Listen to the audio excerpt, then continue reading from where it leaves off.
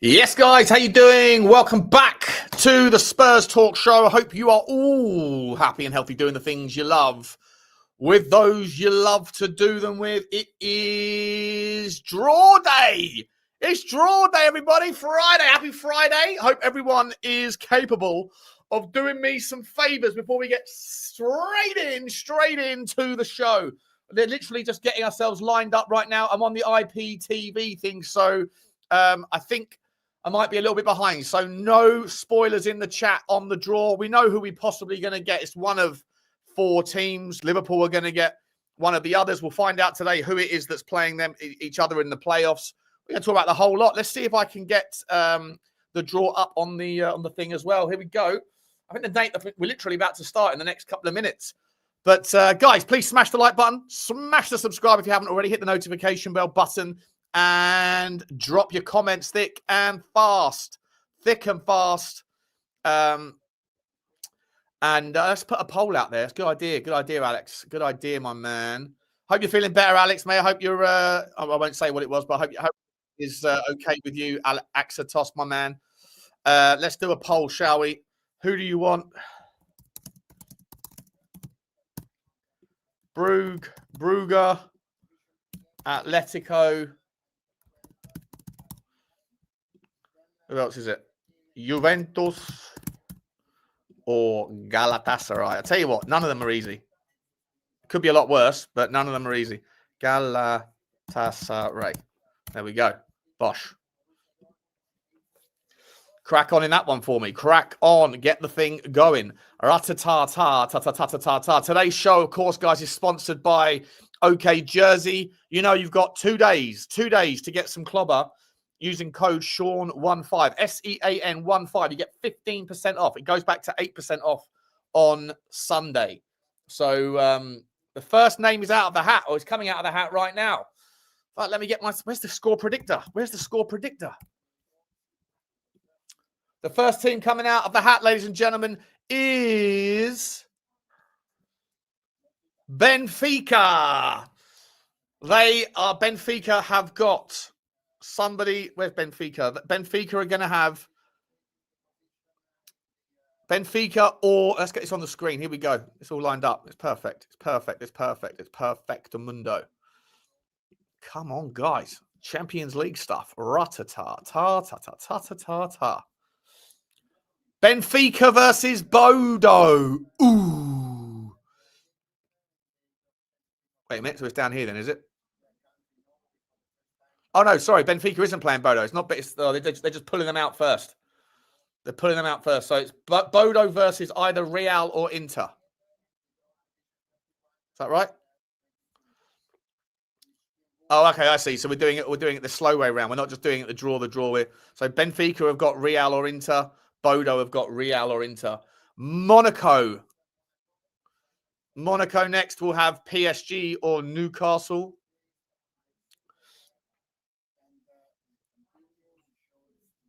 How's everybody doing in the chat, by the way? Morning all. Morning, Marianne. Morning. What a night last night was, by the way. Absolutely crazy argument at the end of the stream. It's continued this morning in my WhatsApp group with people saying, the typical, the Levy outers defending the Levy out narrative, or the ENIC out narrative, rather. We'll talk about that afterwards, because it's been in the end, we got to the point where the people that were saying that I was talking nonsense, they actually said that I was right, but then they tried to infer some that I didn't really mean what I meant, what I said, and that Stel didn't really mean what he said, and there was other things going on, which is just absolutely insane.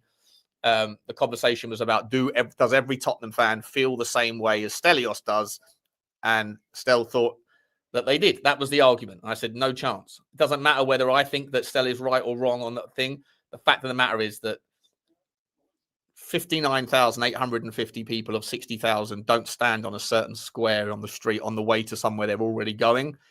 To say that they all feel exactly the same way about the owners, but there's some other reason why they're not willing to stand over here rather than over there for 5 minutes is mental gymnastics of the highest order, of the highest order. But you get the pylons. You get the pylons from the people that feel that ENIC out is the only way. And then they go, no, but Stell's right. Is he right about the specifics of whether or not people all feel the same way?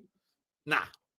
There's no logic to that. There's no explanation that makes sense to me that if 60,000 people all want ENIC gone, that only 150 of them can stand on the side of the street for 5 minutes. Anyway, let's get back to the draw. We'll talk about that shit later on. We've got some transfer news. We've got Raheem Sterling to talk about as well, guys, because it's out there. It's out there today. Before today, it was all about speculation. You lot in the chat were going, could you imagine if we get Sterling? And I was like, where's this Sterling stuff coming from? We're not going to get Sterling. Well, at the moment, it's becoming in the zeitgeist. Like the people at the powers that be are actually talking about it. Alex Crook and all that. I mean, what are we doing? What are we doing? Anyway, where did we get to? Let's have a look at this. So Monaco versus PSG. Galatasaray comes out of that one.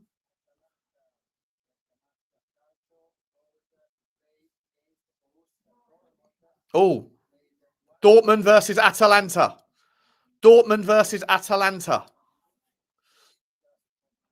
There we go. Borussia Dortmund, Borussia Teeth versus Atalanta. That is the first. That's an interesting. That's actually not a bad result for either of those two teams, to be honest. Both of those two teams will fancy their chances in that game, I would imagine.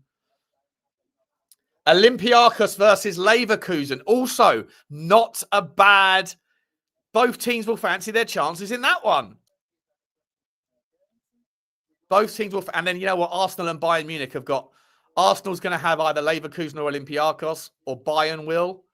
And the other one's going to get Dortmund or Atalanta. That's the benefit. That's the benefit of finishing first and second.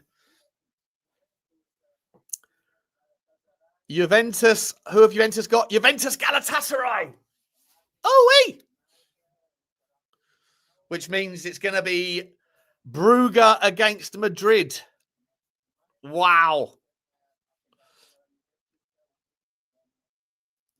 Wow. Okay, so we're either getting Galatasaray or Juve, or we're getting Brugge versus Atleti. Whoever that man is on the screen, he's biting his nails. Oh, there's a smoke show bird in the background who keeps looking at the camera. Alasata. She's like Helgarita. Helgarita. Morning, buddy. Morning, buddy. What's going on there? PSG has Newcastle then. Well, we'll figure it out in a minute. Looks like it, though. Looks like it. PSG.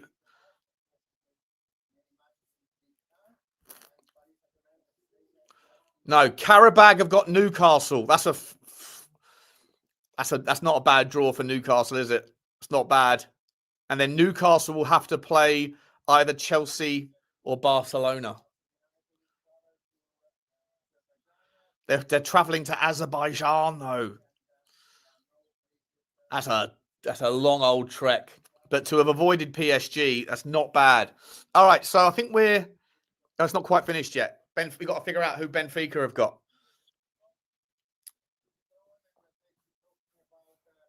Real Madrid, go on. Do Real Madrid again, Mourinho. Kick him out. Kick him out. It is. It's Benfica Real Madrid again. We get to run it back, people. We get to run it back. We get to run it back. Look at all these people they're all paid, right? There's probably 100 people in that room, all wearing suits, and they all just get to go and watch a couple of people twist a bit of plastic balls and pull out a bit of cardboard. They're all probably having a lovely night out, staying in the best hotel, wherever they are. Is it in Switzerland? I don't know where it is. Fucking trips for the boys, mate. I want a job in one of those clubs. Bodo Glimt versus Inter Milan. I tell you what, I think Bodo Glimt could do that. So there you go. Those are the playoffs. Monaco versus PSG, an all-French tie. Gala versus Juventus. Big news for us. Benfica, Real Madrid, then we run it back. Dortmund, Atalanta, too close to call. Karabag, Newcastle. I think Newcastle edge it, but that's a horrible trip. Brugge, Atleti.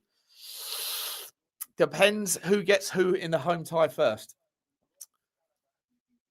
That will be fascinating. Bodo Glimt against Inter. I think Bodo could do that. And Olympiakos, Leverkusen. I would say Leverkusen there. My picks are Leverkusen, Bodo, Atleti, Newcastle, Atlanta, Real Madrid this time, Juve, and PSG. Now we're going to find out. We're going to find out who's playing who. Who's playing who? This is the big one, boys and girls. This is the big one.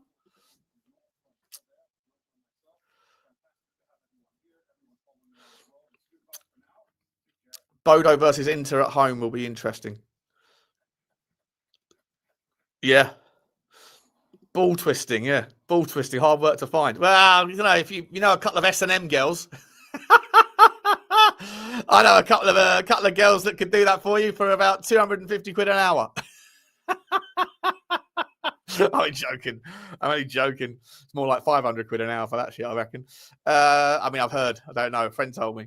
Anyway, Brugge will be Zagreb all over again, says Blow My Cannon. Mate, put the other picture back. Put the other picture back.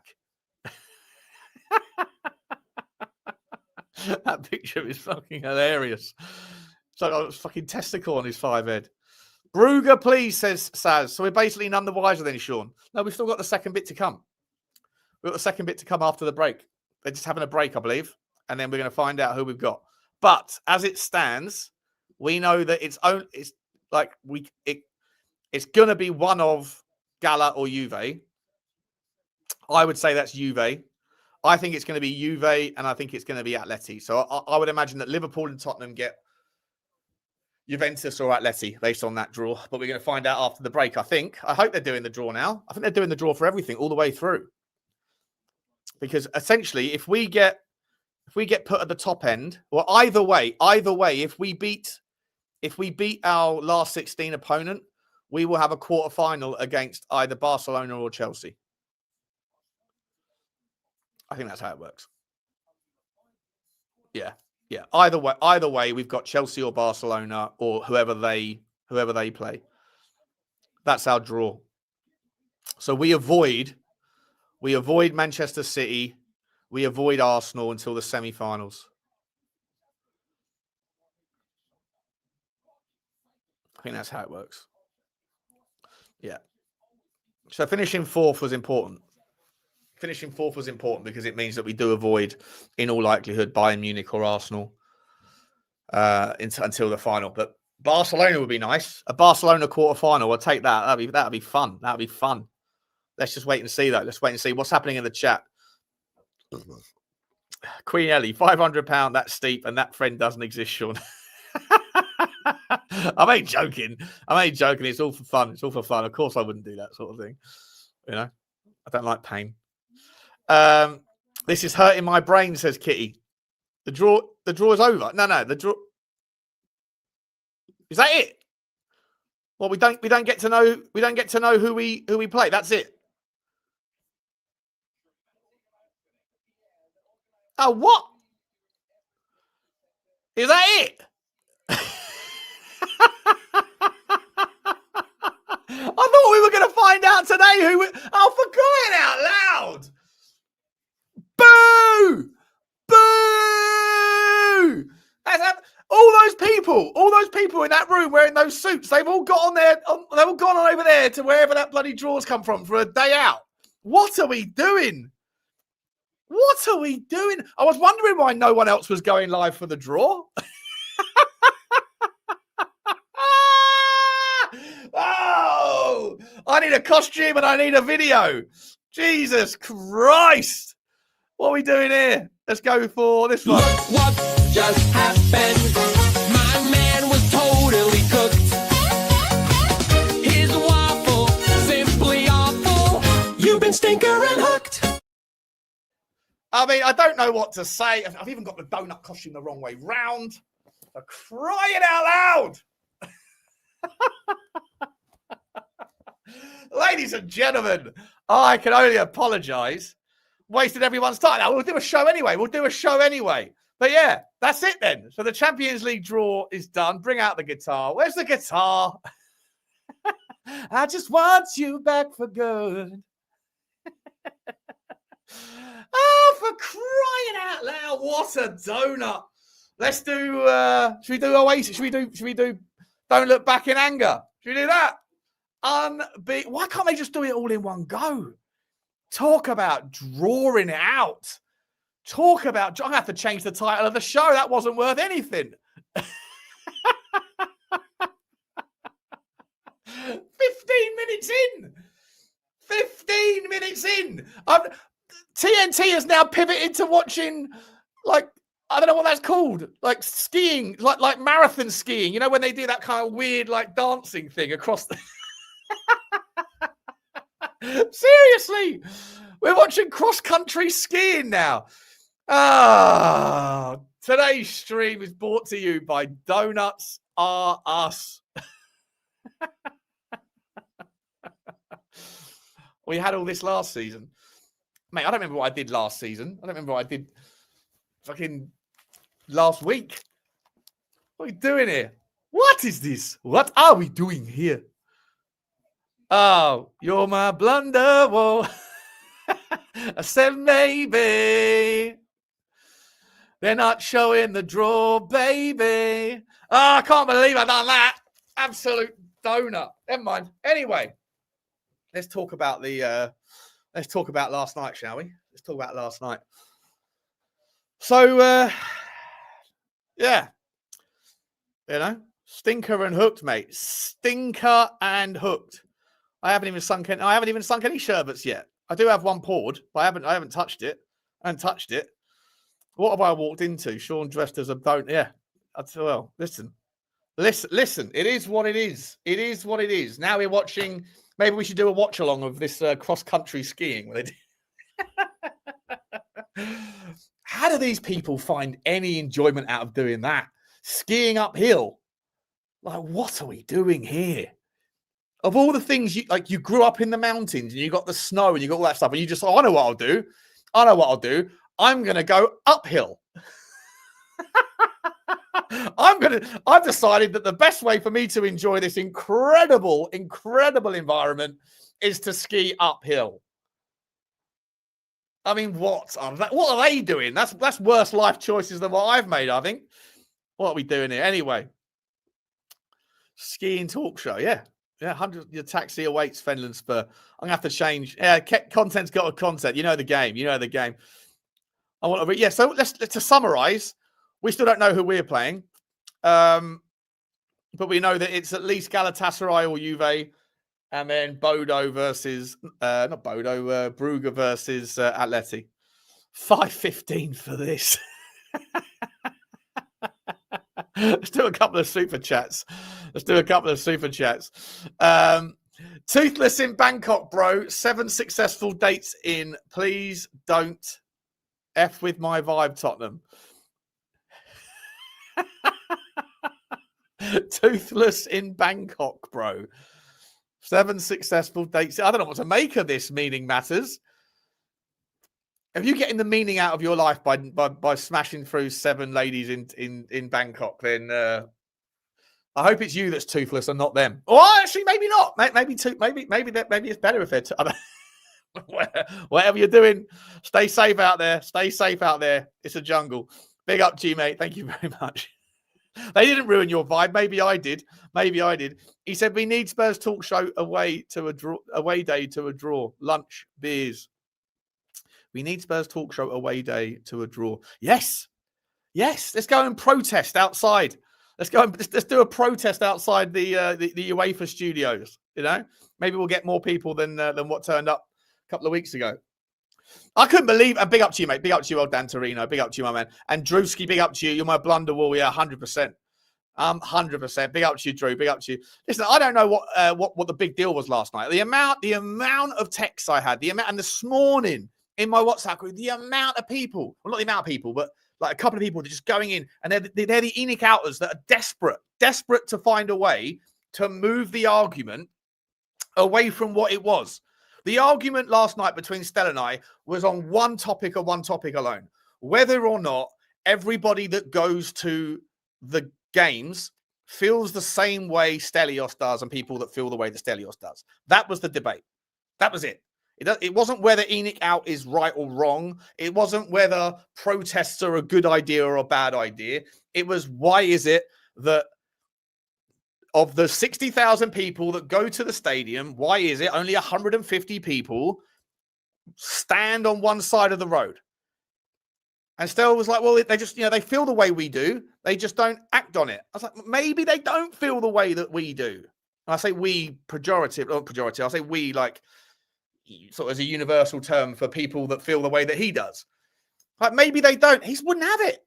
But no, they do. They definitely do. Because everyone I speak to tells me that I'm right.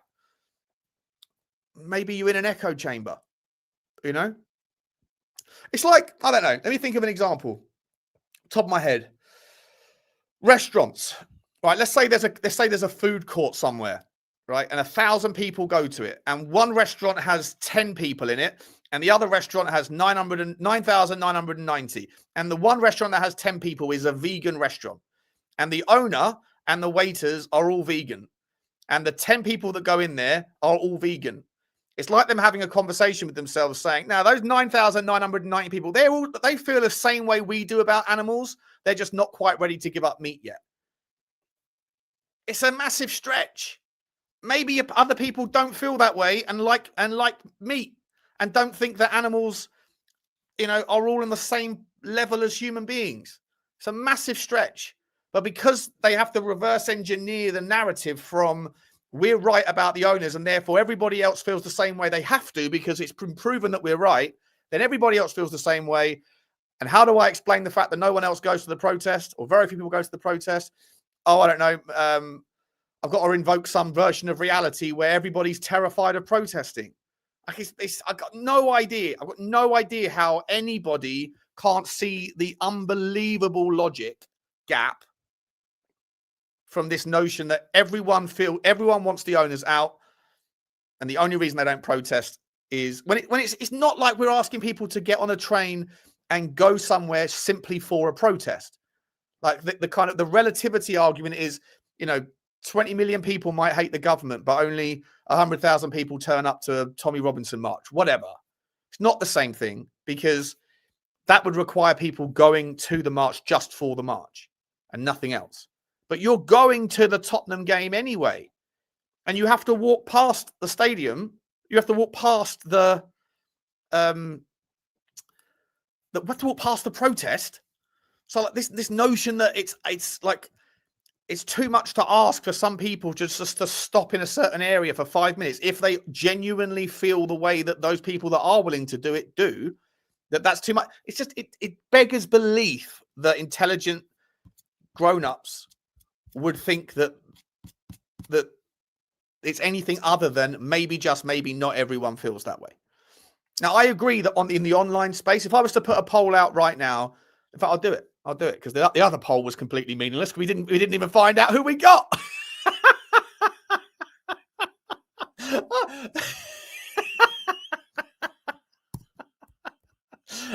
One second, let me put a poll. I need to change the thumbnail as well because we don't even know who we're getting. Tottenham transfer news and that'll do.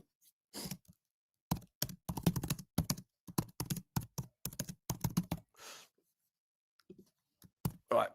I want to put a poll out because I genuinely think that it will be like 60, 70, maybe even more % of people that are watching this right now that probably want the owners gone. How do I do this? End this poll. Can't believe that. This whole fucking thing. This What a bozo I am. Absolute donut of the highest donut. Right. Are you ENIC out? Right. Just simple yes or no. Are you ENIC out? I would imagine that the vast majority of you are probably going to say, yes, you want new owners.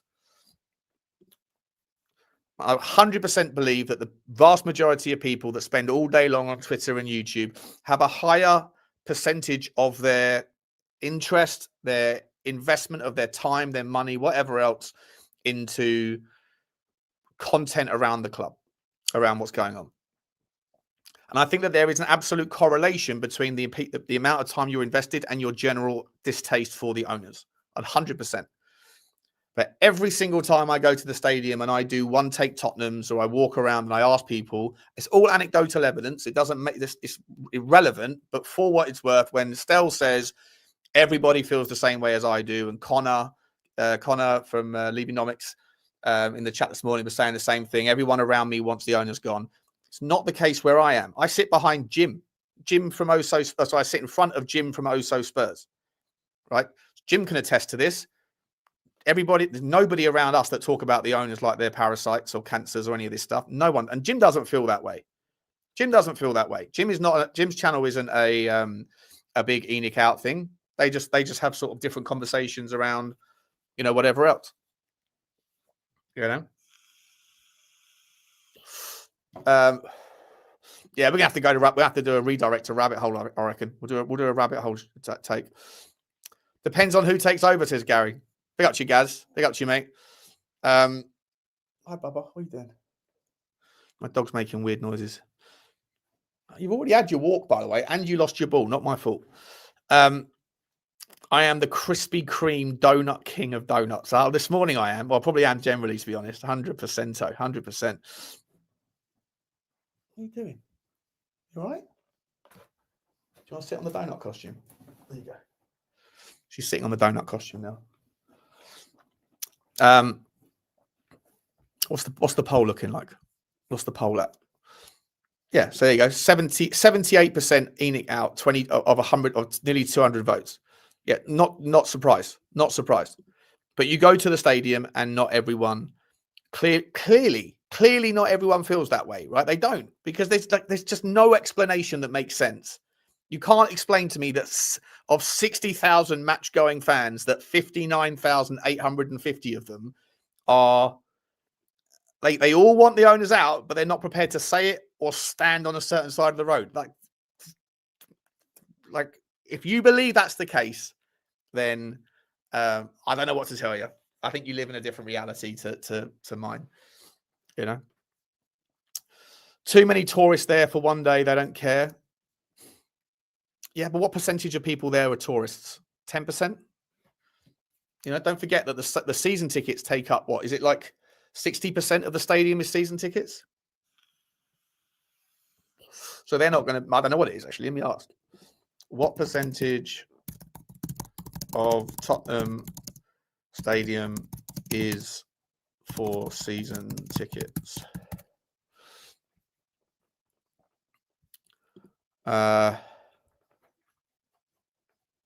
50,000 season ticket holders. 50,000 of 62. Fucking hell. Is that right? That's what it says. That's what it says. That's mad.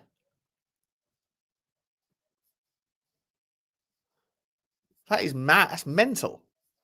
That's a lot. Not every season ticket holder goes. That's true, Joey.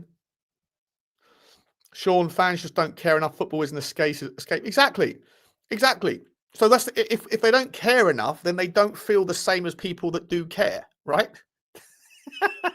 It's not rocket science, right? The debate last night was everyone feels the way I feel. They're just not willing to act. That's not the same as saying, like, people are generally dissatisfied. I'm dissatisfied with the owners. I go to every protest, not because I really care whether the owners leave or otherwise. I'm not. You don't hear me singing Enoch out or anything, and you won't see me holding up a flag or a scarf. But I go there because I support the notion of protest generally. But there's a difference between saying everybody's Enoch out, they're just not willing to say it, and the vast majority of people are dissatisfied with the owners. I would imagine that there's a lot of people right now that are looking at 2 seasons,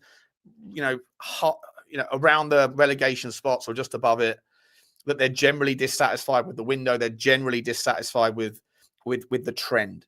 But that doesn't equate to I want the owners out. And if it did, at least some percentage more than 0.1 of the match-going fans would stand on one side of the road for 10 minutes. Doesn't make it. Does, sorry, there's not. If anyone can make a legitimate explanation as to why people don't go and stand on one side of the road, that doesn't have to invoke some sort of bizarre bonkers concept that everyone's terrified of being seen standing next to people with a yellow flag. I mean, it just doesn't make any sense. You can't explain it that much. If everyone feels that way, more people would protest, and they don't for some reason. For some reason, there's no guarantee that new owners would be any different, says Steve. 100%. People always think that new means better. Doesn't. It doesn't. Have Manchester United's owners been any better since Ratcliffe's come in?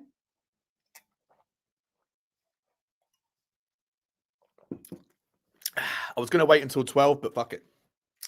Fuck it. I thought we'd have more content to get through before 12 o'clock. 1 second, guys. 1 second.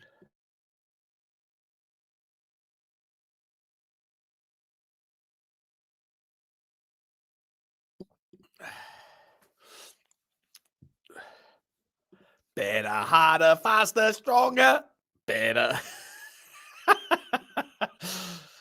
that won't kill me. Better. I've got to make that. I've got to make that clip of Kanye West going, that won't kill me, will only make me stronger. And in the background is just Frank popping his head popping up, going better, faster, stronger, together. Oh, fucking hilarious. Hilarious. Sean's on it early to create some content. Yeah, that's what we do here. Content's got a content. Livers have to live or die in the case of mine. It's Friday. You know what you get with me. Yeah, listen, I think, listen, by the way, people always think that, like, I saw someone in the comments saying, can Sean and Stel just get back on the stream together to show that there's no hard feelings? There's never any hard feelings. We were laughing afterwards. We were going through the comments, right?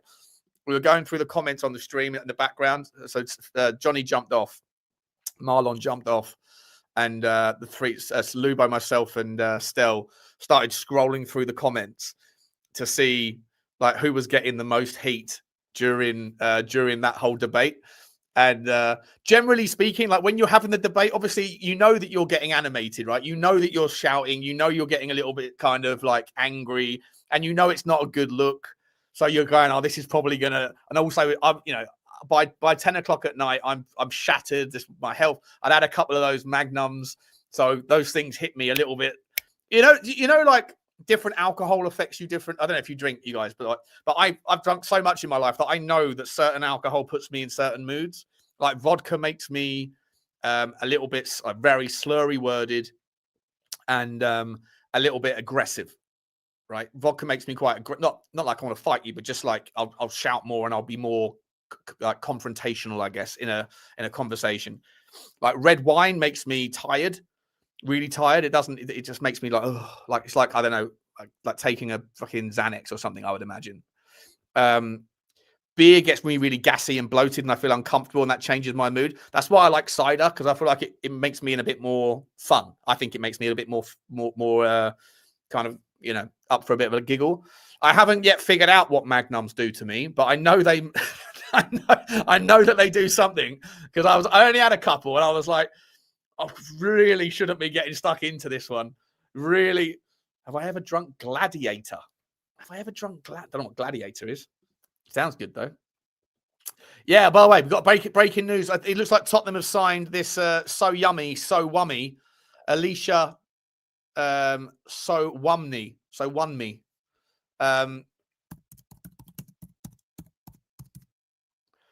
We saw that ex-West Ham guy. Who this guy's he's in the academy, and he only had 6 months left on his contract, and so they've sold him to Tottenham for a relatively small sum, but they put in some sell-on fee. So if he does blow up and we sell him, then they get a slice of the pie, which is interesting. I don't know anything about him. I know he's played for the last couple of seasons in West Ham's under-21 team. Have you seen there's this guy as well? There's a guy in our under-15s team. Someone in the chat, let me know who it is. Someone in the chat, I'm sure one of you knows it. You're smarter than me on this stuff. I can't remember his name. He scored like 65 GA. I this season, and it's only January. It's only about to be February. He's a 15-year-old or a 14-year-old playing in the under 15s. Last season, he scored like 45, 50 goals. This season, he's on 54 goals and 11 assists or something mental at the halfway stage in the season. Unbelievable. Sean out, Bugsy in, says Dibby Bibby Dibby Dish. Billy, who's Billy? Get on the K-sider. I stay away from things that start with the word K. Not a fan of kites. Always terrified of falling into a K-hole if you mistake something for something else by mistake. Kangaroos. Don't want to get in a fight with an animal. Koala bears, as cute as they are, they carry all sorts of diseases. You don't want to get scratched by a koala. You know? Kylie Minogue. Squeaky voice. Can't stand it. Not a fan of the word K or the letter K. Not Karens. Nightmare. Not a fan. I'm terrified of kites. When I was about 6 years old, someone was flying a kite and they lost control of it and it flew down and smashed me in the head. And it was one of those old school kites that, you know, they hurt me. It hurt. Didn't like it. So yeah, you got to be. I'm not a fan of the letter K. Anything to do with K. It's true. If you don't like Kylie, why are you gay? Why are you gay? Yeah. Danny Minogue. Yeah, be all over Danny. Be all over the Minogue. I'd say, oi! Minogue! No! Oh, no, Minogue! You remember that? Do you remember that from the Fast Show? Those of you that are old enough remember the Fast Show with what was his name? Paul Whitehouse and Henry. What was this guy's name? The comedians. Fantastic stuff. I would say, oi! Krispy Kremes. Yeah, see? Not a fan of Krispy Kremes. You know? That's it. Well done, Pedro. Well done, Pedro. Ashaya Houghton Sinclair. 51 goals, and I think he's got 11 assists as well this season. Good, insane. I know he's only 14 or whatever, but, you know. Harry Enfield, that's it. What did I say? Henry, and it was close. Sean, you would be so lucky. Yeah, I literally walked into Kylie Minogue. I bumped into her in Barcelona airport when I was about 18, 19. I went over to Barcelona for the MTV European Awards. I was in the audience with a couple of friends, and she performed there.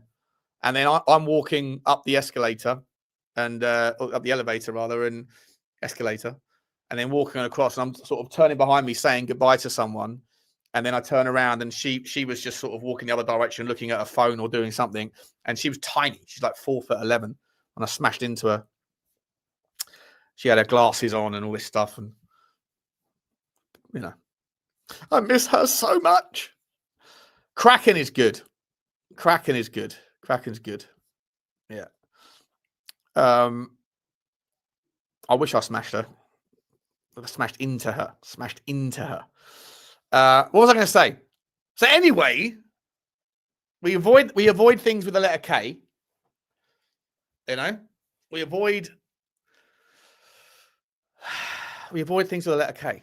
Rule of thumb: I'd encourage you all to pick a letter and try your best to steer clear of things. It becomes a little thing in your life. It's quite fun. It's quite a fun little thing. What else was I going to say? Yeah. So we've got some super chats to do. DJ Riot. Big up to you, DJ. Thank you very much. Become a new member. I'm going to try to see if I can do a show tonight, a fans family show. No promises, but I'm going to see if I possibly can, because I'm doing this one early, and then we can over to Football Inc. at 1:30, and then hopefully do something for Rabbit Hole as well, and then maybe we can do a fan show. Plenty of time today. Plenty of time. Now that we know that we don't have any Champions League thing. It's absolutely ridiculous. Meaning Matter says he went to Turkey first for my teeth to get ripped out. I suppose it's no different from going to a game. You've gone to Turkey to get your teeth ripped out. What, are you getting them replaced though? So you've gone from Turkey to Thailand. You're on holiday in Thailand. Are you waiting for them to build your replacements, and then on the way back you're going to Turkey to get them put in? I need to know more about this story. How are you walking around Thailand without any teeth in your mouth, and at the same time smashing 7 dates? I mean, I need to know more. Meaning matters.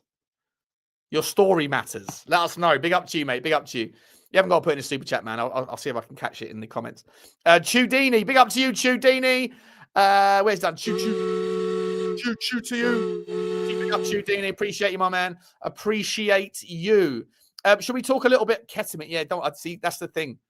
Don't want to say this out loud, but I had a horrendous experience once where I accidentally ingested that, thinking it was something else, and it was the worst experience I've ever had in my life. It was horrendous. There was a happy ending at the end of it, though. Not like that. Well, kind of like that, but not like that. But I'll tell you that story on Rabbit Hole.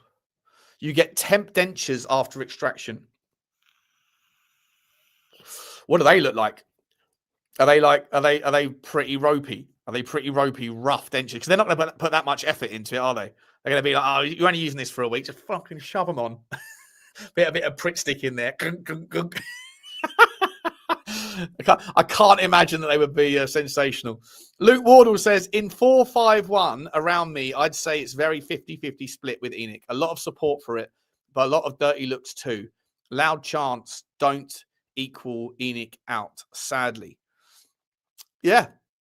Listen, I also think, for what it's worth, I think that the ownership have played a bloody blinder in the PR spin.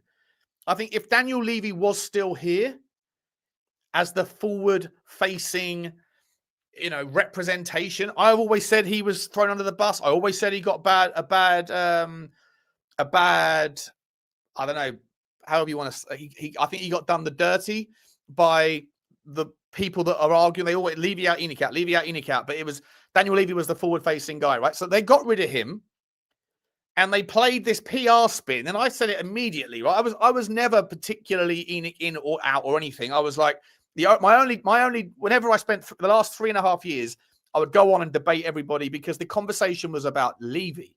Big up to you, Luke. Big up to you. Thank you for that insight, my man. The conversation when I used to have debates with Brian Daigle, when I used to have debates with Connor, whoever, right? Whoever it was, Ben and Simon, we are Tottenham TV, Irish Hotspur, whoever, the conversation was about Levy. And so I had, I would put up the defense for him. And I always felt like people did it, people gave him a little bit too hard of a stick. And when they threw him under the bus and then they tried to pretend in September like it's a new dawn, it's a new day, it was lipstick on a pig, 100% lipstick on a pig. And I think it worked for the most part.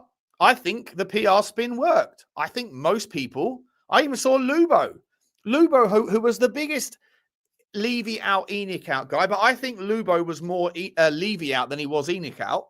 He used to hate Daniel Levy. And I think a lot of that is because Daniel Levy told him that two different personal exchanges, that first of all, Lubo offered his services to help him rebuild the Spurs shop into something more reminiscent of Manchester United's.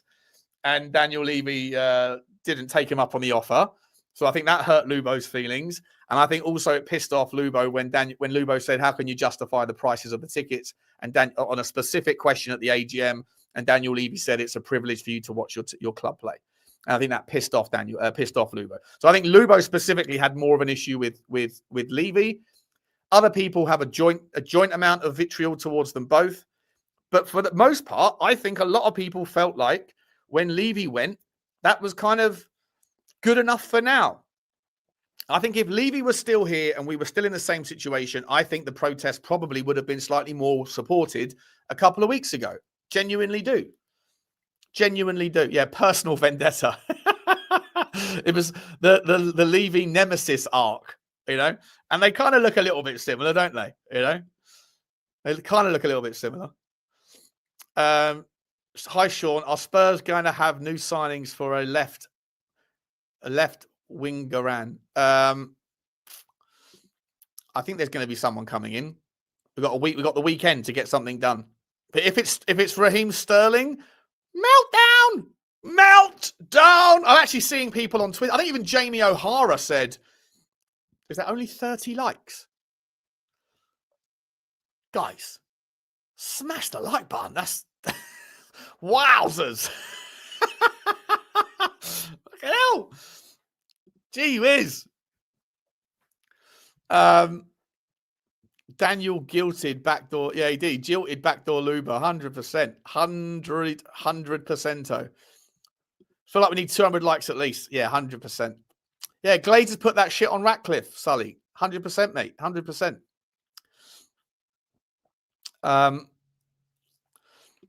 Anaconic Arden. I supported Tottenham for 20 years. Never cared about Levy. Only results on the pitch. I think a lot of people like that.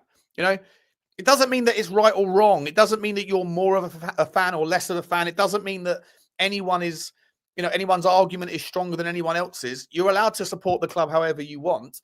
I didn't want to get into a debate with anyone last night, but I just felt like the narrative was, no, everyone feels the way we do, as in the ENIC outers. I don't think they do, mate. I don't. You know, like it doesn't, to me, you have to put up a stronger argument than your feelings. You know, just because you surround yourself with people that say that the same thing as you do. Like I said, it's like a vegan hanging around with a bunch of vegans saying everybody in the world loves animals as much as we do. They're just not willing to give up meat yet. No, not at all. It's not the same. Or it's like people in the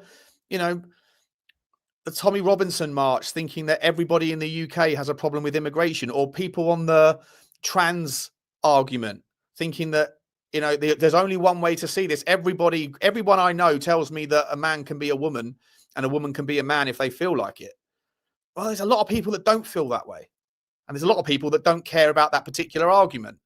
You know, a lot of people that go, mate, I can't be fucked. Like, if you want to be a woman? Cool. You want to be a man? Cool. You want me to say she, if you're a he? I don't care. That's kind of how I sit on it, right? I don't give a fuck. I don't care if I don't happen to know anybody that has changed their gender. I don't know anybody that has changed their sex organs or anything like that, or anywhere in between. No, that doesn't it come into my reality. If I happen to meet someone and they were clearly and obviously trying to be something that they weren't born as, I would respect it and call them what they wanted me to. But I just can't be bothered to, like, it's not something that I don't have to think about it. That doesn't consume me. And with the Levy thing and the ENIC thing, there's some people that think ENIC out is the only way to forward, and that's settled science.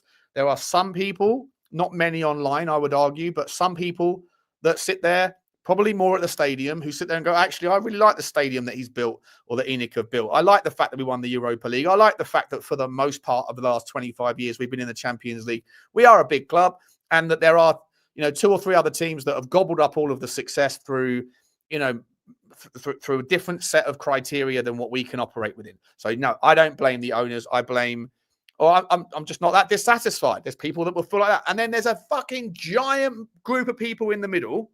I'd say the majority, 60, 70%, that sit there and go, like you, Anaconic Arden, right? Like you, mate.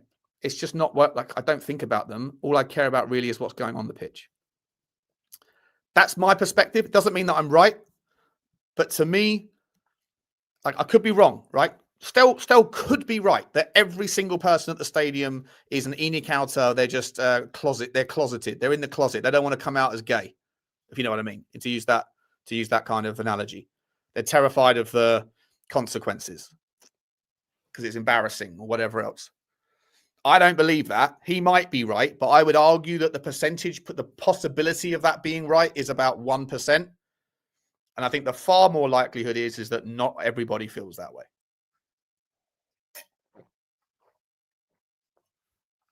And if you want to tell me I'm wrong or say that I'm talking nonsense, then I think you need to put up a stronger argument than the reason I know that is because everybody I hang around with tells me I'm right. You know? Some analogy, Sean, you kill me. Which one? The gay one. Why are you gay? I'm not gay! I mean, I like boys, but I can't tell anybody. I can't stand that side of the road. I can't stand over there. They'll know what I'm really like.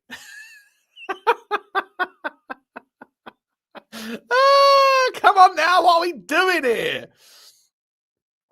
But if you care about what's going on the pitch, surely a part of you has to hold ENIC to account. Yeah, for sure. For sure. Like I say, I am more than willing to accept and concede. Well, not even concede, because like I say, I'm part of this group, right? I am more than willing to accept that a lot of people right now who go to the game are dissatisfied with what they're seeing. 100%. I think that there's probably been, in the last 2 years, more dissatisfaction around the average Tottenham fan, match going or otherwise, than I can remember in my lifetime. I don't really remember the 80s. I think in the 90s, Tottenham were at a lower position on the totem pole. And I think, I remember I had season tickets when I was in the 90s. My first season ticket, it was 1994. 93, 94, or 94, 95. I can't remember. It was the Jurgen Klinsmann season. And we would win a couple of games, lose a couple of games, win a couple. We would finish, for the next, like 97, 98. I remember like all that kind of period in the league. We would finish 14th. We would finish 12th. We'd finish 16th. We'd finish 9th. We'd finish 7th once or twice. We were all up and down all over the place. Our general average position was mid-table to slightly below mid-table. And, we'd be happy when we won. We'd be upset when we lose. But there wasn't booing of Alan Sugar, really, as I remember it. I was a kid, so I don't really remember it. But I don't remember there being this sort of like levels of toxicity. I know some people eventually went to Alan Sugar's house. This is the thing I was asking Lubo last night. He said, the world's different. The world's different. Back in the 80s, there was like, people used to protest. I was like, yeah, the world is different. Like back then, don't forget, like it was the labor force was, nationalized. There were unions everywhere. Maggie Thatcher came in and shut all of the protesters down and shut the coal mines. Like the culture of the country was different. You go to France right now, like the yellow vest guys put on a fucking protest if a traffic lighter's bulb was blown, and it's causing a bit of a problem for commuters. Like the culture is a thing. Culture of whether people are willing to protest is a thing. Apathy is a thing. Are people not going to Tottenham anymore en masse because it's the cost of the tickets? For sure. Is it specific to Tottenham? Absolutely not. Everton don't sell out their new stadium. I watched Everton the other day. There were pockets of seats in their brand new stadium all over the gap. I even saw seats in Anfield last week, like a fair few, So I feel like there's a combination of things that are materializing in the footballing world. People are bored of the football. People don't like the robotic approach to football at the moment. People are like, the cost of living is crazy. People can't justify going to the games for a number of reasons. All of those things are part of the conversation. It doesn't necessarily mean that empty seats at the stadium equals hatred of your owners. Maybe some of it is. I'm sure a massive percentage of it at Tottenham for the Champions League nights is perceived value. And if you're not seeing perceived value, why is that? Well, the next connotation of that is the team isn't good enough. The football's not good enough. From like a micro perspective, on the macro level, it's because I got to pay my bills. Energy bills are going up. Cost of council tax is going up. Yada yada yada. My job's under threat from AI. Don't know if I've got a job coming up. I need to save as much money. Christmas was expensive. Whatever. All of those things come into it, right? But to just make these leaps of faith with the logic to sit there and say anything that looks like it's an apparent dissatisfaction of the football club manifested into reality, like empty seats. Therefore, that means that everybody is now catching up to Levy out, or ENIC out rather. Again, huge leaps of logic that I'm not going to sit there and listen to and not challenge, because that's just the way I am. I've always been that way. Like me or don't, it's irrelevant to me. It's like the comments are slightly irrelevant. Oh, but that's what I was saying. I went off. How did I go on a 25-minute rant? I was going to tell you the story about the post show, the post show afterwards because someone in the comments said, can Stel and Sean? Fucking hell. That was about half an hour ago. That was half an hour ago. And I have gone off on a major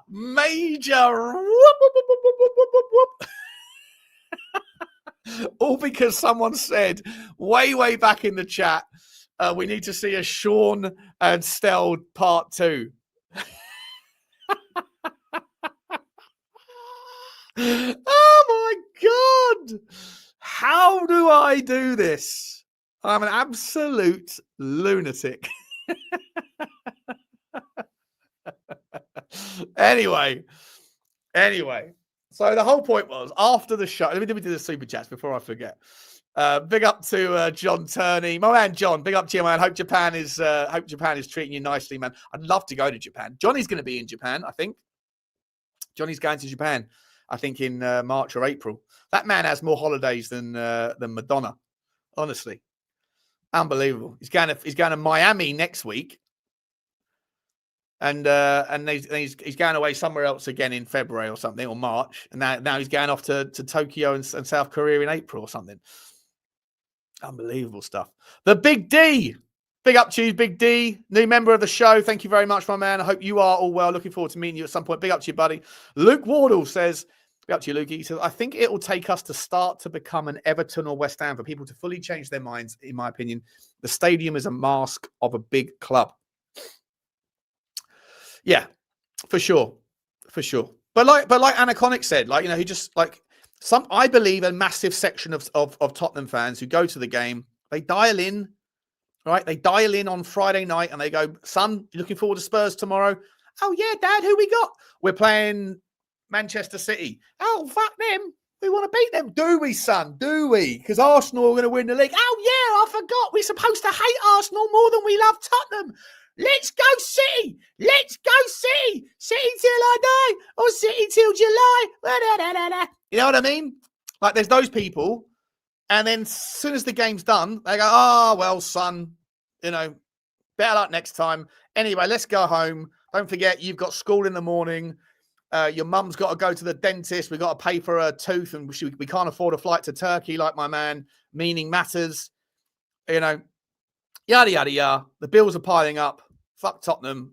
Always let you down. But they don't care enough because they're not spending all day long listening to donuts like me go off on 45-minute waffles. That's the next thing I need. I need a waffle costume. Shall I see if there's a waffle costume on? A waffle costume. Can you get one? Oh, there is! Ladies and gentlemen, Butler's going to be upping his wardrobe game. Let's have a look at this one. I'd waffle all over her. Jesus Christ. Ta-ta-ta-ta. That's quite good. Let's get that one. £67? £67? How much? That's the best one by far, though. That is a cracker. No, I'm not doing it. How's that £70? £70 for that. £60 for that.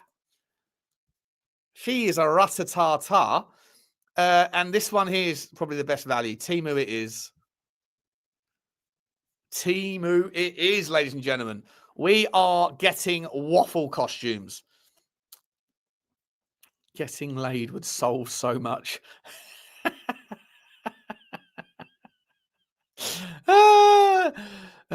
You bring the costumes to Pattaya, Sean.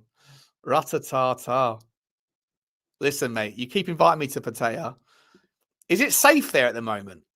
Isn't there? I'm sure there's a war going on, isn't there? You bring the costume. Listen, okay. Okie dokie. Has to be a square waffle.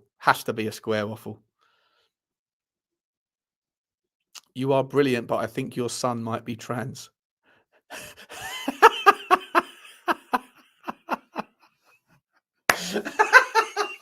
No, I'm not. I just don't know what you want from me, Dad. You'll leave me out, son. That's what you are. Come on, let's go home. We've got bills to pay. It's not a cracker, it's waffle. Ta-ta-ta-ta, ta-ta-ta-ta-ta. Anyone else want to know what else is hidden in Butler's closet? Listen, I got the flip-flop costume. I got the donut costume. I feel like waffle costume is 100% getting ordered after this show finishes. 100%. You know that's the way. Well, what other costumes can we get? What other costumes? Something about cooking. A giant frying pan? Shall I put on a giant frying pan when it's time to cook? When it's time to cook Stel or Lubo? Let's have a look. Is there a frying pan costume? Let's have a look.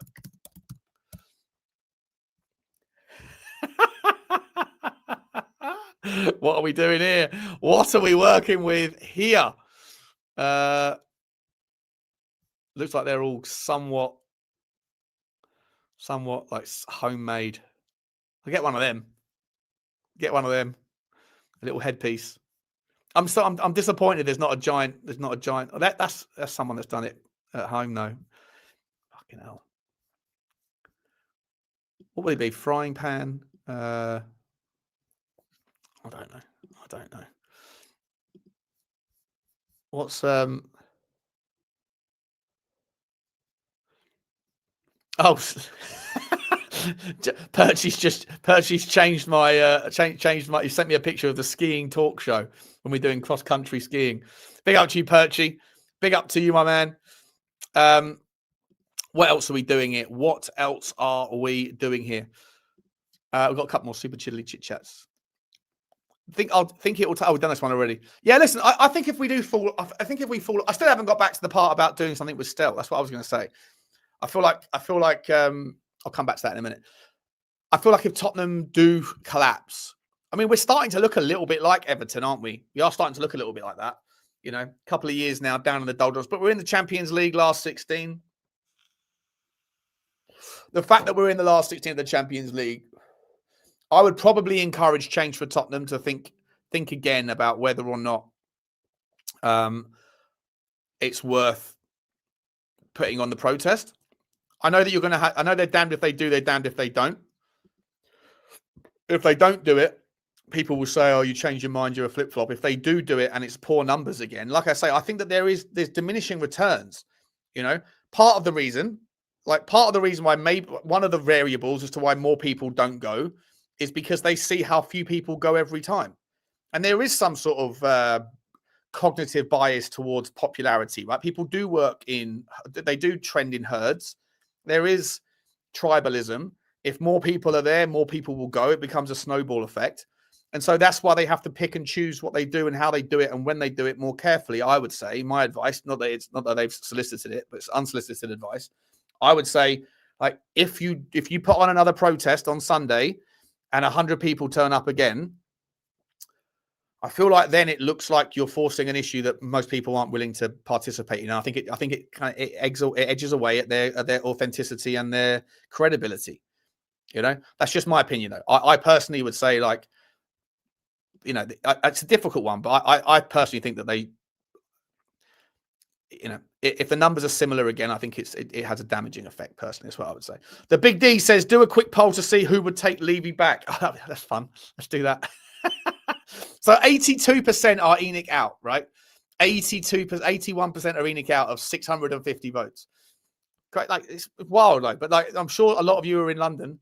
You know, like I say, to me, the YouTube thing is, let me do that one. Would you take Levy back? This will be tiny, I reckon. This will be tiny. Let's put it there. Fuck with the numbers, guys. Fuck with the numbers. He wasn't the problem. By the way. I think that much has been made clear. The Big D, big up to you. Ulrika, ratatata, Ulrika Car. She's put in a $3 Aussie super sticker. Big up to you. Choo to you, my man. Choo to you. Or my miss, my love. Marzi82 says, I'm happy to know super chats pay for costumes. Well, I didn't make them myself, mate. I didn't make the donut one myself, did I? The money's got to come from somewhere, you know? Big up to you, mate. Big up to you.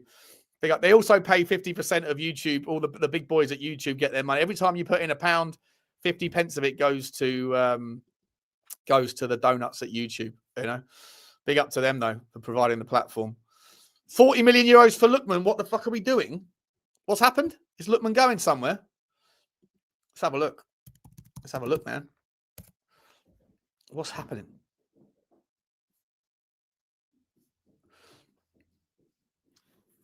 Atalanta president Luca Picassa has played down Napoli's interest in Super Eagles forward, clarifying he's not for sale. They're saying he's not for sale. Or maybe they're not. Maybe he's not for sale to an Italian team. Because another one says, multiple Italian sources claim Atalanta are now ready to listen to a new Fenerbahce offer for Ademola Lookman, as 40 million euros could be enough. 40 million euros could be enough. What was I going to say? I want to see what's going on in the Tottenham thing here. Hang about. Kate, you're saying, yeah, I'll redirect you at 12. I'm going to be going for another sort of 10 minutes, Kate. I'll redirect you. Don't worry. It's all cool. It's all cool. We are going live at 1:30 on Football Link, but I'll redirect you. No problem. Leon Goretzka, guys. Leon Goretzka and Deo Upamecano. Links today. Tottenham might be looking at Deo Upamecano. That can't be right. No way. He's about to sign a new contract. It says here, according to Florian Plettenberg of Sky Germany, the defender has not yet signed the new contract because he is waiting for offers. And Tottenham Hotspur have held exploratory conversations with the representatives where potential terms were discussed amid a contract disagreement with Bayern Munich. Bayern have reportedly given the defender a deadline of a few weeks to accept their final renewal offer, as several major clubs have spoken with his representatives. So this is more of a summer transfer thing. If he doesn't sign, I mean, when they say we're going to give you a couple of weeks, like he's only got 6 months left on his contract. So the ball's in their court. The ball's not in, the ball's in Upamecano's court. Fab is saying Lookman to Fenerbahce is close. It's close. Let me quickly get the, what am I doing here? 64% are saying they wouldn't take Levy back. 36% said they will. It's interesting though. 85% want ENIC out. So 15% don't, but 37% would take Levy back. So that means there's going to be some people that are ENIC out, but Levy in. Aratata. Would you want Daniel Levy to be in charge if he had Qatari money to work with? Daniel Levy can be in charge. He's no longer dealing with his own money. He's dealing with someone else's money and a lot more of it. There's going to be some amount of people there just by those ratios, possibly. Obviously, we don't know if it's the same people voting. But there's going to be some people there that want ENIC out, but want Levy in. That is a fascinating insight. Let me get Kate and Jimbo up quickly. Where are you, Kate and Jimbo? What time is your show at? Is it set up? Here it is. Yes, it is. I'll send you all over there in about 5-10 minutes once I'm done. Oh, look at that. Yes. Ian Harding says, yes, I'll take Daniel Levy if it was Qatari money. Anything is better than this shambles. I would take Levy back if he promised to spend properly. My Levy, says Wise Guy. Yeah. Fucking hell. This is an upturn. An upturn. Edward Spence, this sounds great. If Lookman goes to Turkey, it tells you what type of player he is mentality-wise, says Gary. Good take, mate. Good take. Qatar in and I am out. Qatar in, it was Mike out. No dirty oil money or human rights abusers. Interesting. Baldy, come back, baby, says Jews nuts. I love this chat. I love you lot. There's so many different opinions in here. So many different wild takes, which is part of the reason why, like I say, I think that this notion that everyone feels the same way, they're just not, there's just different spectrums of how willing they are to embarrass themselves at a protest or whatever. I think it's just utterly for fucking bonkers, people, personally. Big up to you, Juicy Nuts. The devil you know is better than the devil you don't. 100%. Levy is not a gooner. So yes.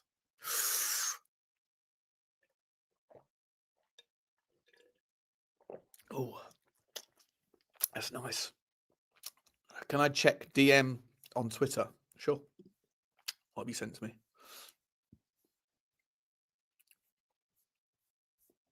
What have you sent? I don't have anything on Twitter. I've got a message from Jacko I've got to get back to. Can't see anything on Twitter from you, my man. Riggsy, what you sent? Levy, don't hurt me. Don't hurt me. No, no. Levy, don't hurt me. Like that.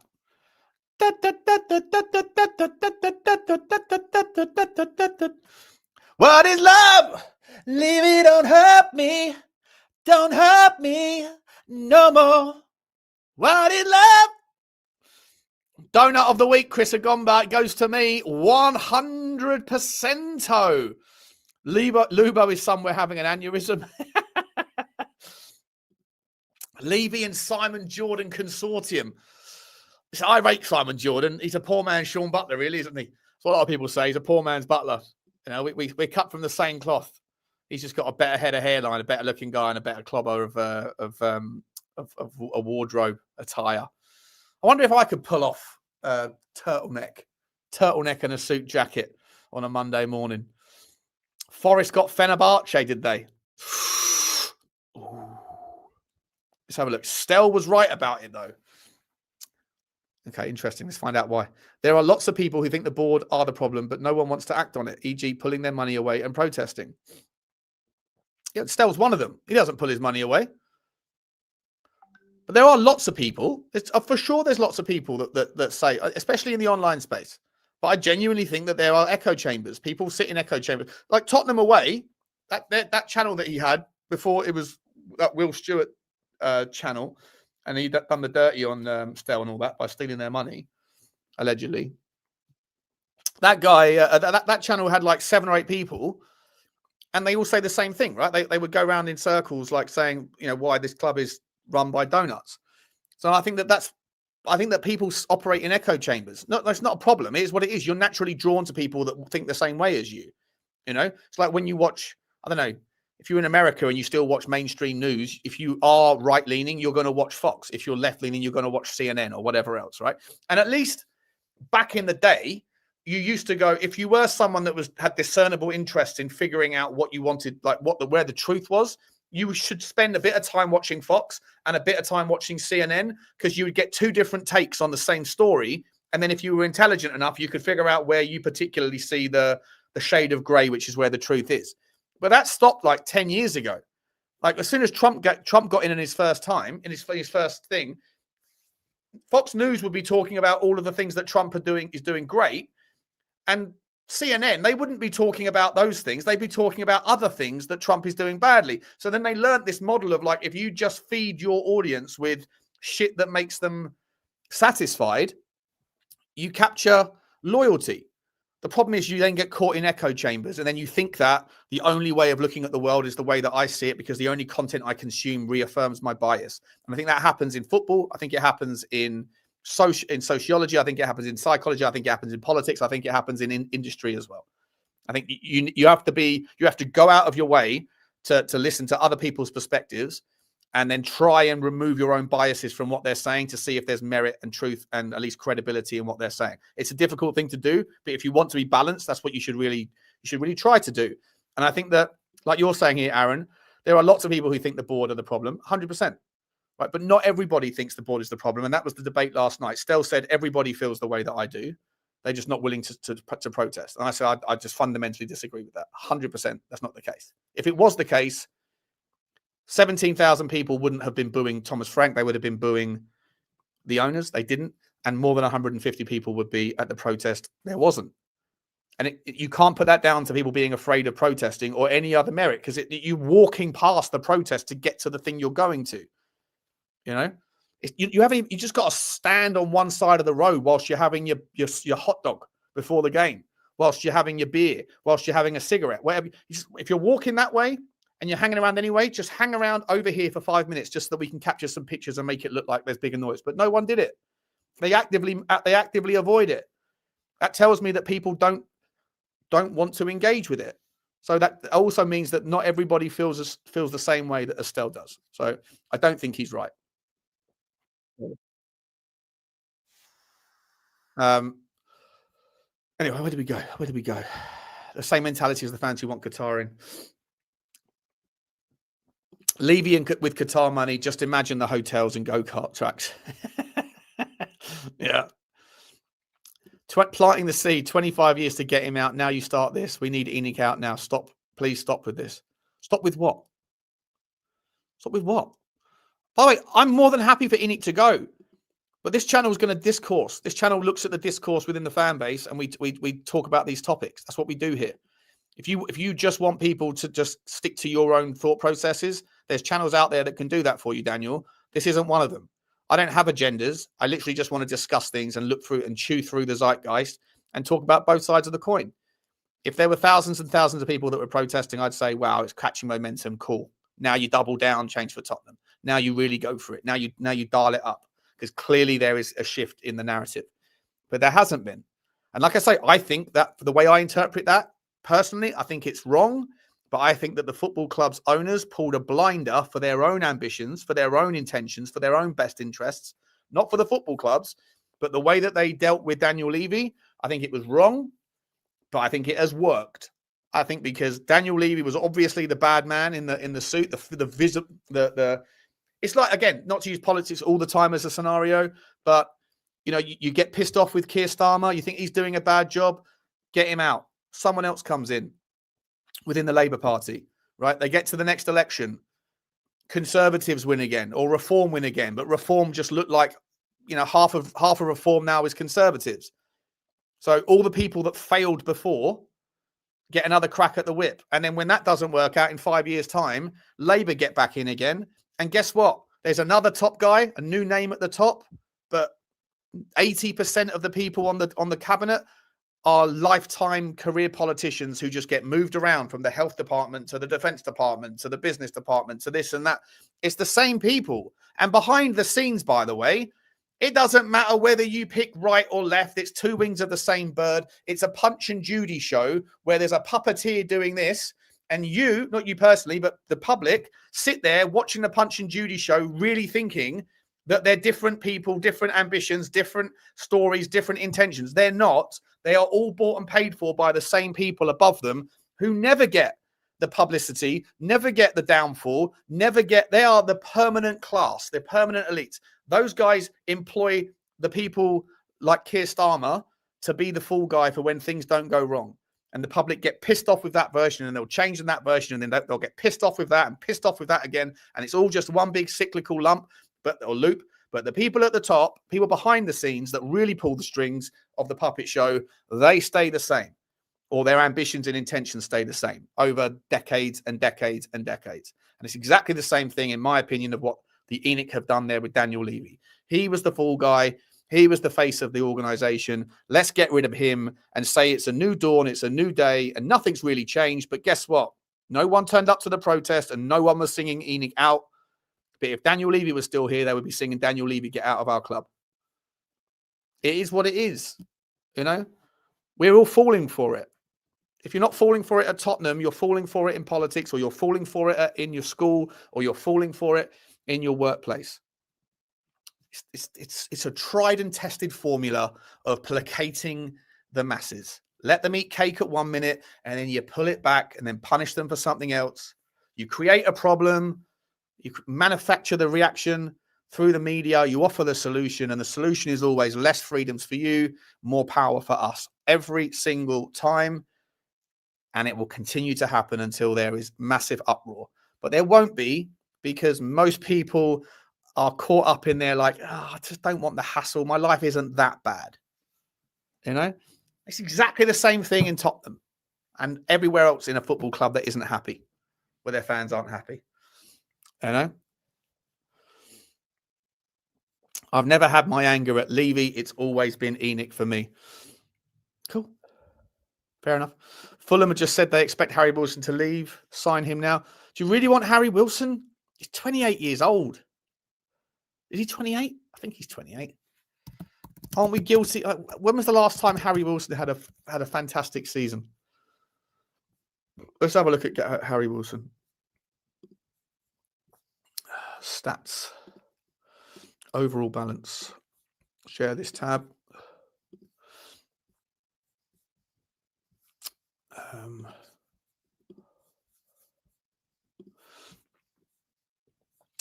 He has 108 goals in 400 games, basically, across...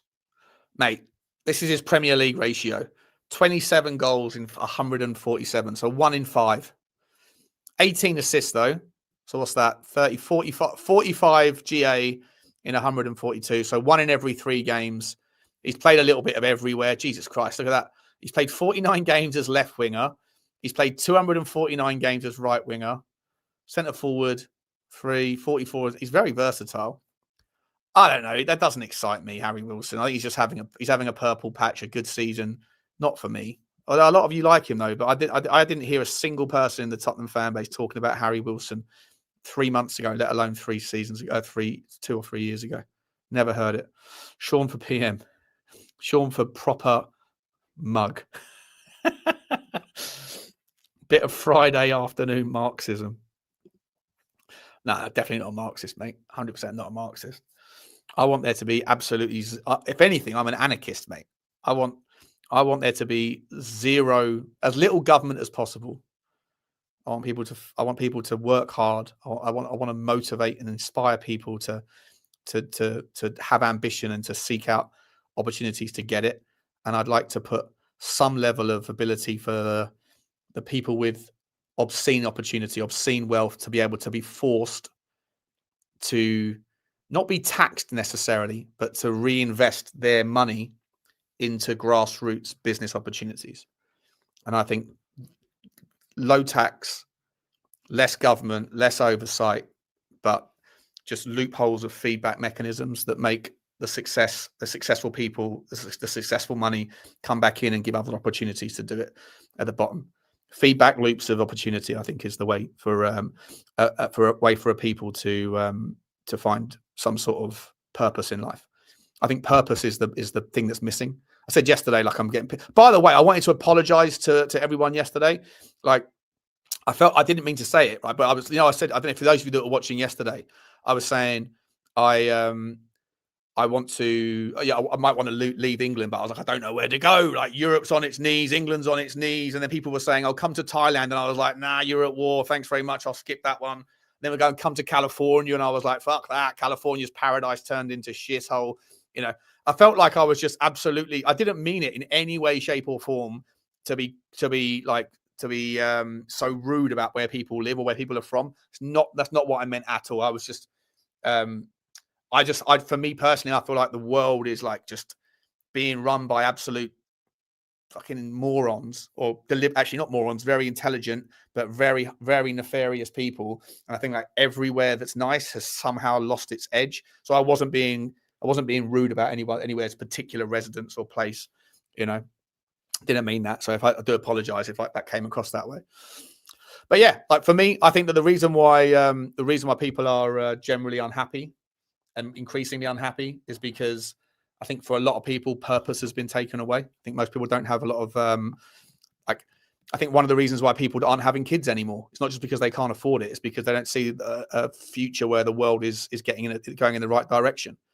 You know, at least in the Western civilizations. I think other cultures certainly reproduce more because that's part of their religion or whatever to do that. But and I think one of the ways that you reinvigorate purpose and meaning in life is to give people opportunities, and that usually looks like, for me, in these feedback loops of opportunity. You know, but that's not the way the world is going. The governments are getting more control and stripping those opportunities and moving you to a world where you're going to beg for universal basic income, because once you become lazy, once you sit on your ass for 5 minutes, then suddenly it becomes a little bit more difficult to get up and do something. Once you've been sitting on your ass for a year, the idea of getting off your ass becomes almost impossible, you know?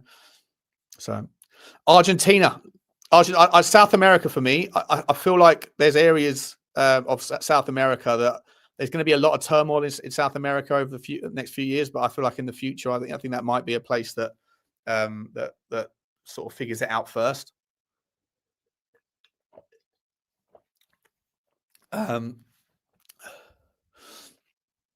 What's this?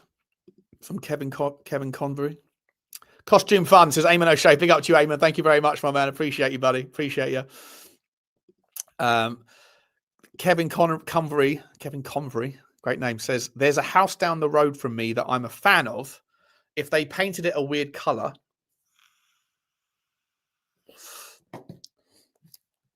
I'm not going to stand outside it and give them grief as I don't own it. I'm a fan in sickness and health. That's a really interesting take. That's a really interesting take. Yeah.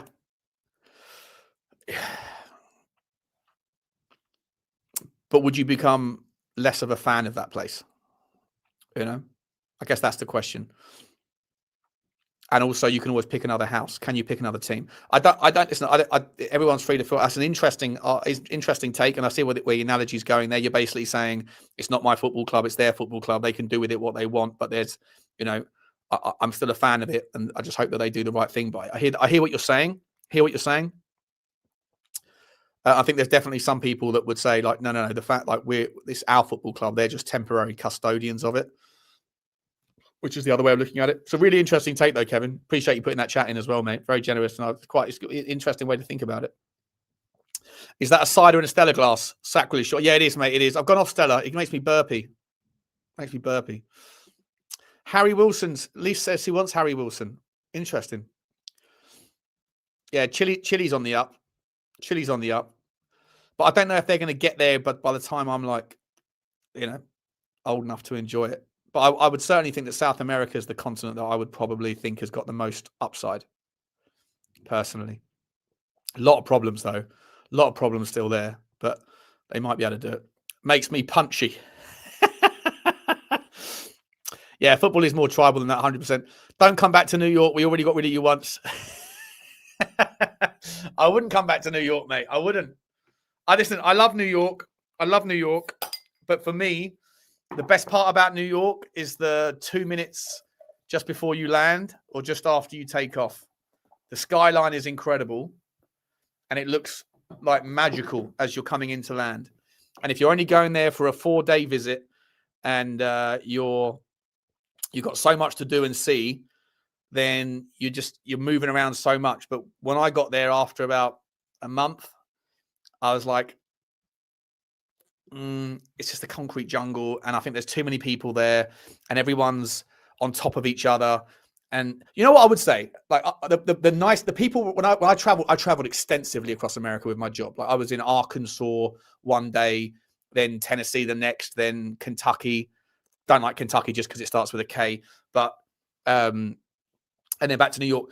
And I feel like there's definitely some correlation between, like, the further apart people are, the happier they are to see you. You know, in Arkansas, I'd go and see businesses and they would be so happy to see you because they don't, like, it's just a little bit, it's just a more sparse area. In New York, like, if you're sitting on the train and you're tired and you're going in and there's like people that are like, you know, you're sniffing someone's armpit and there's someone that's like a tramp or whatever, or like a bum that's like pissed himself or whatever. You just, the worst parts of people come out and then you just see everyone's like just at each other's throat. I feel like there's definitely like a sweet spot of the amount of people where you want to be familiar, but not like cramped, if that makes sense. And for me, I think New York has just lost the edge a little bit. Just like New York is like London on steroids, you know. Pattaya, Thailand flight fund. Get it booked, Sean. Mate, I'm definitely going to come to Thailand. Thank you very much for that, mate. I'm definitely going to come to Thailand. Appreciate you, mate. Appreciate you. Guys, listen. Live on Long Island, work in New York City. I lived in Jersey City. I lived in Williamsburg first. I lived in Williamsburg for the first year. That was cool. Very expensive, but very cool. That was in Brooklyn. And then I moved to Jersey City, which was also cool for different reasons. Connor's in the house. Be up to you, Connor. Good argument this morning, mate. I'm glad that we eventually figured out that I was in fact right, Connor. Appreciate that. We eventually, after an hour of going at it, and it got a little bit spicy, we eventually landed on yes, you are right, Sean, that Stell was wrong to land where he landed. But then Connor was like, no, but that wasn't really what he meant, and it wasn't really what you meant either. And I was like, let's not go down that path of trying to figure out what people really meant. Let's just deal with what they said, shall we?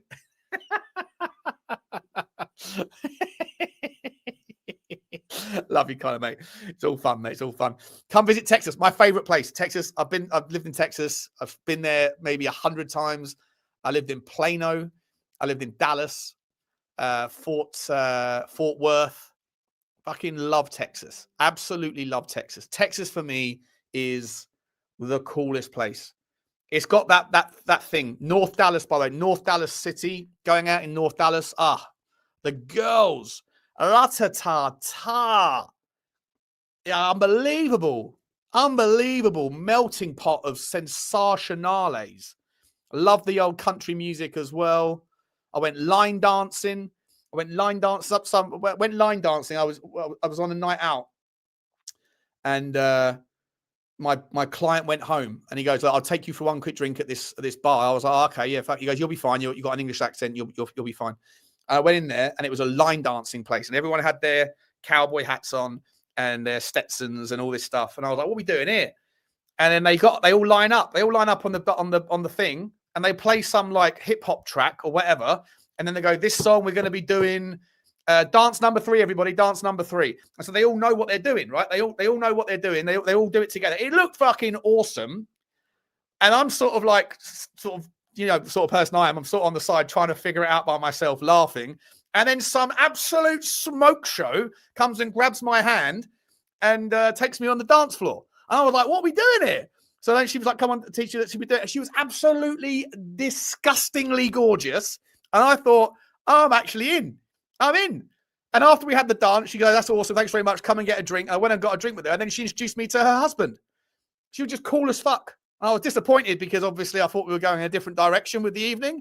But it's just one of those places where, like, they see someone, "You want to dance? Come on, I'll take you for a dance." It was absolutely fantastic. Fumbled it.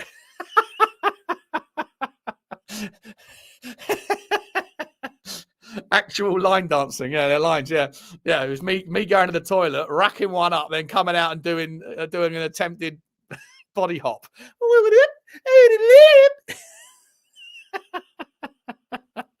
Sensational. Yeah. My nose goes line dancing 100. No. She was just a friendly person. She was a friendly person. They don't have sex before marriage, you bozo. They are Mormons. No, Mormons are in Utah, you donut. Mormons aren't in Texas. But I don't know if this is true or not. Are there Mormons in Texas? I thought Mormons were all over. I thought they were in Utah. Or is that a different sect? And don't Mormons have like fucking multiple like polygamy? What are we doing here? Sean out there making married men into cucks. No, the point of the story wasn't that I thought I was getting love. The point of the story was that this fucking smoke show was just happy to take someone dancing because I don't know. Maybe it's not. Maybe that's not normal. But it's what happened with me. Yeah, there are Mormons are in Utah, aren't they? They're in Utah, exactly. Who's calling? Was it Matt Cox calling me a donut? You are the donut, you Burke.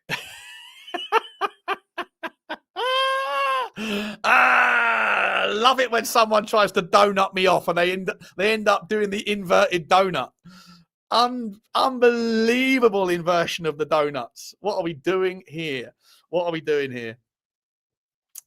yeah, Texas is an absolute. Texas is fantastic. I've not been to San Antonio. Austin's different. The Uno donut card. Phenomenal. They're called swingers. That's how they get fresh meat. No, I choose to remember her as just being a very sweet, nice person who saw I wanted to dance and took me up for a dance. That was all.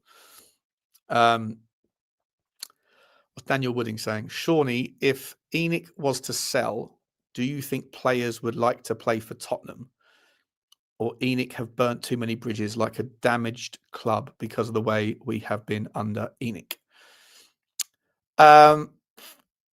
Well, look, one of the upsides around Daniel Levy going, I said I think it might be able to mend some bridges with certain clubs, because I do think that Daniel Levy had a reputation of being very difficult in negotiations, and probably his need to win at all costs, and someone else needs to feel like they've lost.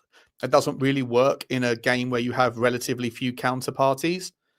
You know, I think that you need to kind of keep those relationships convivial and let everyone feel like they've won, leave a little bit on the table. And I don't think he did that. So I was hoping that one of the benefits of him going and someone else being at the negotiating table was that we would be able to